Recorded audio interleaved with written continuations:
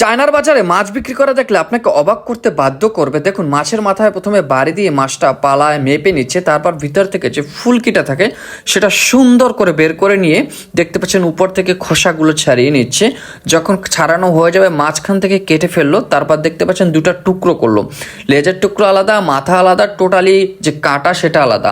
এখানে দেখতে পাচ্ছেন যে মাংসের টুকরোগুলো সেটা কাটছে, সুন্দরভাবে কাটছে দেখতে পাচ্ছেন। ভালো লাগলো অবশ্যই পেজটা ফলো দেবেন, চ্যানেলে দেখে তো অবশ্যই চ্যানেলটি সাবস্ক্রাইব করে দেবেন। মাংসটুকু এক সাইডে রেখে দিল।